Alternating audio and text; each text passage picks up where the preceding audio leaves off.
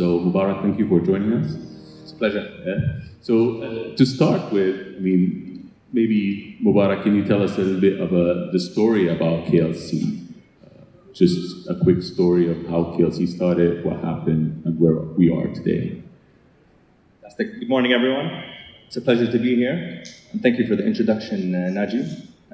Just to go back, we set up KLC in 2008, so quite early on. We opened our first restaurant in 2009, so it was early times for delivery. It was a delivery-only restaurant, a small 40 square meter location, focused on delivering a wide variety of quality food at reasonable prices, delivering within a reasonable time. And at that time, restaurants were carrying out the deliveries. Aggregators didn't have a logistical fleet. So it was quite early on, in 2009, we opened the restaurant. It was doing well.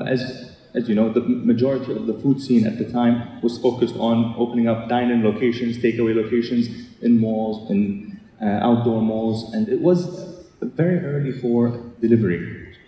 As time went by, we joined Talabat in 2010 as a restaurant partner. Then we started to see orders spike. And then that's what really opened up our eyes to the online food delivery world. At the time, Talabat was very young. There were only several restaurants that were on the platform.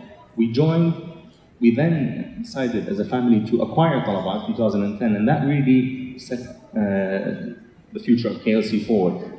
Opened up our eyes. We started setting up Talabat across the GCC, investing a lot more in converting customers from traditional hotline ordering to ordering online. At the time, orders were being conducted through the website, so customers were going onto the Talabat website, ordering. We didn't have applications at the time. We launched those later in 2012-13 onwards. And then we set up the company in Talabat, specifically. My brother set it up in the GCC. And then that's when we really started to see things pick up. We then started opening up more outlets, so we opened another brand in 2012. That was when I joined KLC in 2012.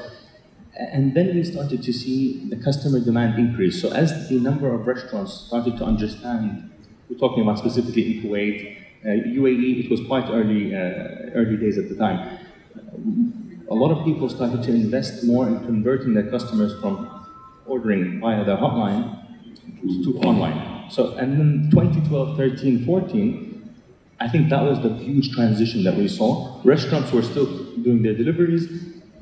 2015, we exited Talabat, and I think that was the big year that put the region on the map in the tech space. And I think that's when we started to invest in developing and creating more brands. So at the time, we had several brands focused on specific cuisines. As that market grew, we started to see there was a huge demand for niche brands, for cuisines that weren't being catered towards. So the main, the bulk of orders that were being done were mainly, pizzas, burgers, American food, and the like. That's when we started to invest in setting up more kitchens, which are today, as we call them, cloud kitchens, dark kitchens, virtual kitchens. There's so many terms. I think they're all interchangeable. Yeah. At the time, there wasn't a term in 2015, 16, and 17 to what we were doing. We started to invest more in developing and building brands. And then as the demand went up for specific cuisines, we started to see the whole industry just develop and come together. And then aggregators started to deliver towards 2017 and 18. And then that's really what I think kicked the market forward. Exactly. And today, just a quick number. So today you're around 60 brands across 15 cuisines. So you probably definitely have a way around creating successful brands and brands that matter. Can you tell us a little bit more on, how do you create those brands? What do you consider, and what is your go-to-market strategy for those brands? If you take us into a deep dive on what do you take, what do you go through to create those brands, that would be great. Excellent. So something that we started doing very early on was to build everything in-house. So that was something that we intended on doing when we first initially started the business, and we continued throughout. So all 60 brands have been created and developed in-house by our team. So we've kind of set up two companies within KLC. So we have the operational side of the business, and then we also have the studio side of the business that basically focuses on developing and creating the brands. And that's essentially what makes, I would say, KLC unique, and what helped us in adapt and continue for such a long period of time. So we invest a lot of our time and effort in developing brands. We also create them. We've trademarked our brands as well. That was something we did very early on. And I think today, I mean, that's a huge issue that we're seeing today in the market. A lot of virtual brands, they set up without actually trademarking their names or the rights to use these names. And then I think there were a lot of people that had similar names that were setting up via the aggregators. So that whole framework wasn't there. So one of the first things that we did was invest in having an amazing team to basically build this and then focus on the food. So at the end of the day, this is a food business, and that's something that's core to what we do. I'm a foodie. I love going out and ordering out.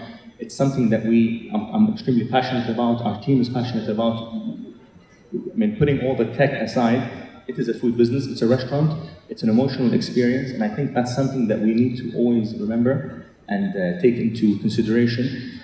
We are developing multiple brands, but the core of the brands is consistent. So the food, the quality of the food, and even the price point that we're selling our food. We're not on the lower end, we're not on the higher end. So we're trying to, offer quality food at reasonable prices to customers, and I think that's what people are looking for at the end of the day. And that's what makes, I think, KLC stand out. I think something very interesting that, based on our recent research, that people, what they're looking for is two things. The two top things that keeps coming out is the faster deliveries and quality of food. So I think you definitely hit the nail there. And also earlier we were discussing this, and you were mentioning a lot about the association of the cuisine and the brand names. So can you tell us a little bit more about that? Yeah. How did that help KLC? So after setting up the brands, we realized that we had to make the brand search engine friendly, right? So if you enter Talabat or any aggregator, Deliveroo, and you're craving, for example, Mexican food, or you're craving Italian food, if the name of the concept isn't relevant to the actual dish or the cuisine that you're looking for, it's going to make it a lot harder for customers to find you. So I think that really helps. So if all 60 of our brands, we either have the name of a dish or a cuisine in the name, just to make it easier for customers to know what we're serving. So this is where it all started, to be honest. So we had a brand that had multiple. It was an international concept, which was the kitchen. It served different types of food. People didn't know that we had really good tacos and really good pasta in that brand, because at the end of the day, it was international. It served a lot of items from all over the world. When we decided to basically take a category from the menu and then name it, for example, with its actual dish or cuisine. So, for example, we had really good pasta dishes in the kitchen. We actually created a virtual brand called Project Pasta. It turned out to be one of our best Italian and pasta brands. So we started to focus on making it very clear, so visibility, and also just to make it easier for customers to find the brands. And I think that's something that we've seen in the last 3 years. So we've been doing that for around 6-7 years. So we started off quite early. It was experimentation. We had a restaurant. We were looking at how we can utilize this restaurant. And then that's when we started introducing more brands within our cloud kitchens.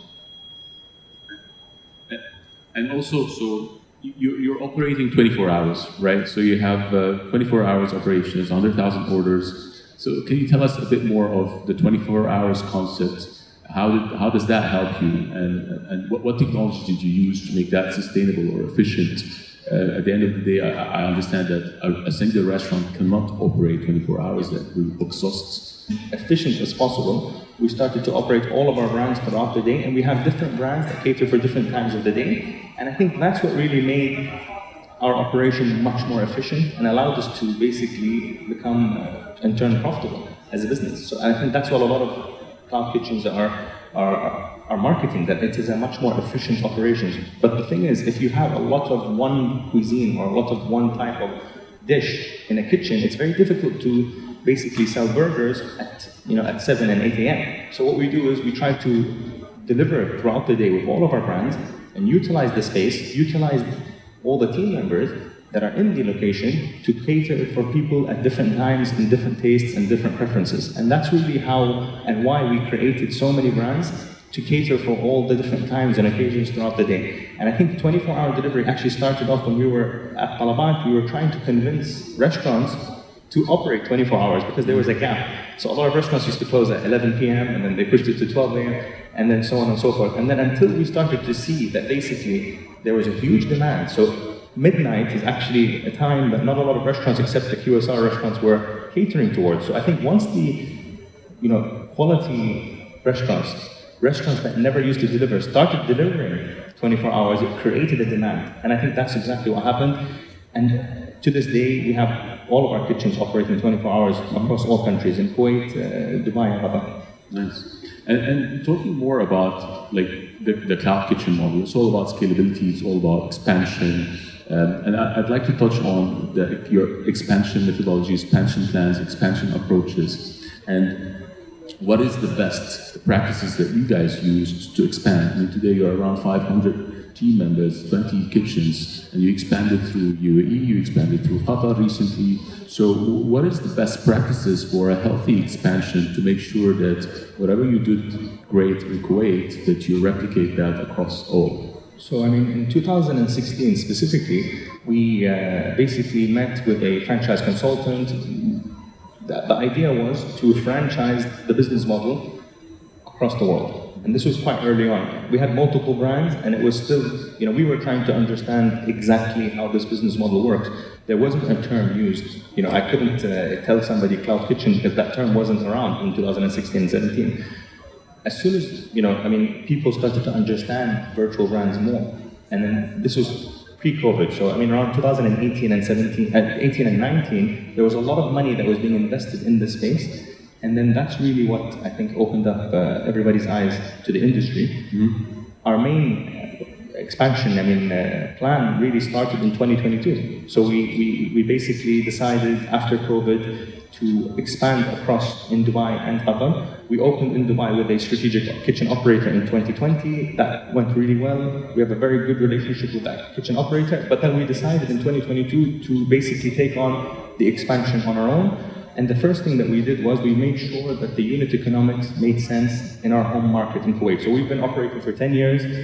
We just needed to make sure that we could replicate our standards, the food quality, the experience, the whole customer experience across markets. And then obviously Dubai was a no-brainer. We had to set up a shop here in Dubai, and then we decided to open in Qatar at the same time. And we're actually now, we're operating 3 kitchens, and the aim was to be operational before the World Cup.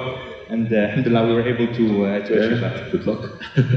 And so if you walk us through into the technology aspect of your expansion, what is key? What was key for you, and from a technology perspective, your tech stack into those kitchens to make sure that your transitions is smooth? So originally, point of sale solutions weren't catering for these kinds of businesses. It was very difficult to actually find a point of sale solution that could basically cater for multiple brands in one location. And then I remember we sat with multiple POS providers during the years, and they were telling us we had to set up individual POSs for each brand. And I told them, if we're going to have 20, 30 brands in a location, I'm going to need the location just for the tablets and the machinery. So it was a very hectic period in the beginning. We found we found an amazing solution that really helped us take it forward. So we work with FoodX that basically allowed us to manage all of our brands with one multi-brand layer. Yeah. And then we also, obviously,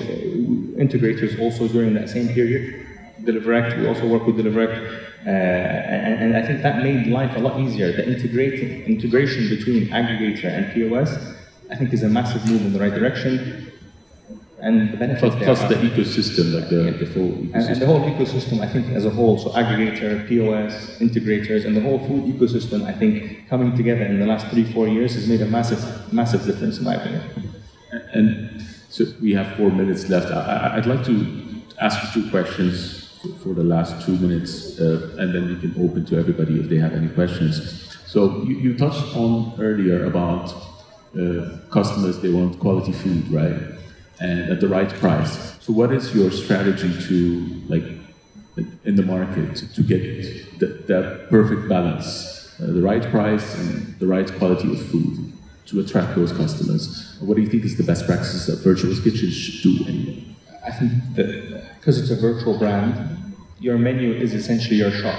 So I think really investing a bit of time in understanding your menu, how it works, what customers are looking for, and making it as seamless as possible for the customers.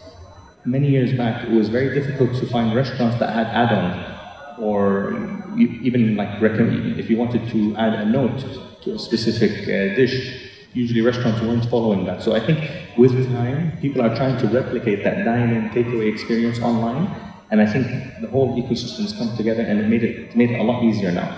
So I think the menu, your pricing has to be, you have to price reasonably. Promotions, discounts, and I'm personally not a big fan of discounts. I think discounts, they belittle and basically drops the value of the brand. Unfortunately, in certain markets, with what's happened in the market, I mean, it's become a trend, and it's very difficult to stop that trend. And we're trying our best. When in Dubai specifically, we apply discounts to some of our brands, and it's something that we are fully aware of, but it also puts on more pressure on all parties and all stakeholders that are in this process, because it's just driving more pressure on the restaurant, the aggregator, and everybody else involved. And it just reduces the margins, and it makes it very unsustainable. very hard to scale and sustain. Hard to scale, so you can generate a lot of revenue, you can generate healthy GMV, but I mean the bottom line is going to be negative. So you have to manage that very carefully. In Kuwait specifically and Qatar, they're much less discount driven, and I think that's it just helps the unit economics, and it makes more sense. So I think managing discounts is something very important. It's once you start to apply discounts, it's very difficult to stop. Yeah. So it's one of those. It's a vicious cycle, I would say. And lastly, so how do you see the future of KLC and virtual restaurants in general? Do you see the brick and mortar? Do you see a franchise model? Tell us, where do you see the future of KLC and virtual brands in general? I mean, we basically operate cloud kitchens. We do have a dine-in side to our business. We basically set up a virtual food hall as well in one of our locations in Kuwait, and we do have like takeaway stands in some of our cloud kitchens. Personally, I think that both industry, dine-in and delivery, are going to prosper. If you're going to be in the cloud kitchen space, you need to specialize and make sure that basically your business model makes sense. If you're attempting to do both, I think it's a huge challenge. It's a completely different challenge, and it has as well its pros and cons. When it comes to KLC, we're fully focused on expanding our cloud kitchens across the GCC. We're going to be continuing in Qatar, inshallah, covering the remaining areas that we're not covering, and then hopefully going to Abu Dhabi and then KSA and Bahrain. That's really the plan for us moving forward. We've taken our sweet time, so I mean, it took us 10 years to get out of Kuwait, so we don't mind waiting. The main idea behind what we're trying to do is run a sustainable business. I mean, it's a family business. We don't have any VCs backing us or investment coming from outside, so it's very important that what we do is sustainable, and that's really what we are at the core of KLC. So we've been around for more than 12 years. Inshallah, we hope to be around for many more years to come, and I think having the right team as well for the expansion is key, and I think that is the most important element. Amazing. Well, I mean, we have little time. If you have integrated any artificial intelligence, if that helped you at all, or your partners improve efficiency, increase sales, growth in any markets. Thank you. I mean, our industry is definitely data-driven, and everything we do, I mean, we review numbers on a daily basis. It's something that we've been doing for many years. I think an advantage that we had, and alhamdulillah, we were blessed, is that we had time to actually experiment when the market was still young. And we also saw how brands evolved over time. So what we're seeing today is brands have a much shorter life cycle. There was a time when we first launched a brand, it was basically performing and it was growing. Now what we're seeing is brands are actually, the life cycle for brands are much less, and this is all due to the data that we're seeing from brands that we're launching. So we have brands across different cuisines. That also opens up our eyes to ordering behavior, consumer behavior, what people basically prefer to order when, and because we're operating throughout the day, we can easily track and see how brands perform. And surprisingly enough, you'd be surprised that certain brands that one wouldn't have expected would perform during certain times of the day are actually doing really well. And that's due to not having a lot of competition that is there. So I mean, a lot of our brands, because they're virtual, we have the luxury to open niche cuisines that basically are not available for customers throughout the day. So for example, if we can launch different types of food at 3, 4 a.m. in the morning, and then when you go into an aggregator and you basically look at restaurants that are available, you have a limited handful of restaurants that are delivering. So that's really an advantage, and that was due to studying and understanding the data, the numbers, the behavior, the patterns and trends. And I think data is core to what we're doing. Without data, I think it would be very difficult to maneuver and grow and develop a business. So that's definitely something that we are investing in, and it's rewarded us, I would say, during our expansion. Naji and Mubarak, thank you very much, guys. It's very informative. Again, guys, thanks very much.